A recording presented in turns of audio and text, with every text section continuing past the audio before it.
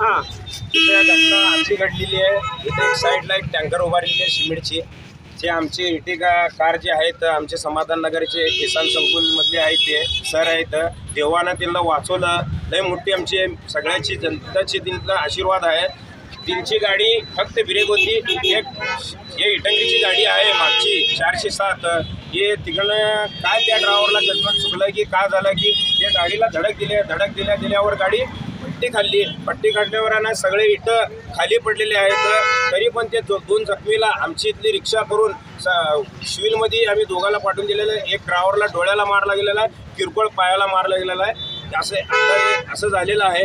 मी म्हणतो शासन प्रशासन कोणी पण असू दे, मुख्य अधिकारी असू दे, डिपार्टमेंट कमिशनर असू दे, महानगरपालिका कमिशनर असू दे, आपले कलेक्टर साहेब असू दे, सगळ्यांना आमची हात जोडून या जनतेची हात जोडून तुम्हाला विनंती आहे, कळकळीची विनंती आहे. पाणी टाकी ते आहे ना कुंभारीपर्यंत आम्हाला उड्डाणपूल तर द्या, नाहीतर सर्व्हिस रोड जे आहे रॉंग साईड येणं जाणं ते तर तिचा इलाज काय तर करून द्या. तुम्ही आतापर्यंत किती आमचे लोकांचे बळी घेणार. अजून आमच्या किती यंग हो परवाची गोष्ट आहे ना, एक गुलबर्ग्याचा ना आचारी आहे, तिची वय किती 28 आहे.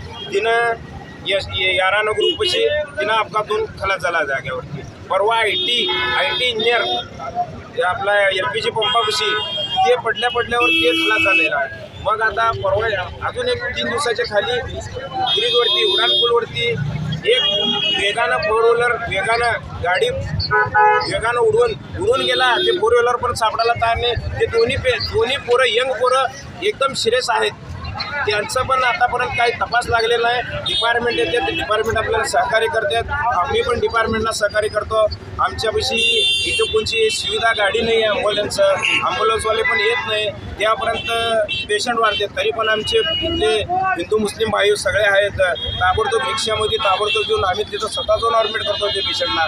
आज ते 2 पेशंट गेले पण तरी पण ते पेशंट 2 सिरियस आहेत. परवा 3 दिवसाखाली झालेलं आहे. मगर ते वाचलेले आहेत. का वाचलेले आहेत म्हटलं तर आम्ही रिक्षामध्ये घेऊन गेलेलो वाचलेलं आहे. आणि आता सांगा बलकर थांबलेली होती का चाललेली होती? बलकर उभारलेले आहेत. किती वेळ झाला ते थांबले इथं? ते सकाळी उभारलेले आहे. कोणाचे काय माहित आहे का? काम आहेत. तुम्ही कशाला थांबू द्यायचं नाही असं मीच बोलून घेतो आता चालेल.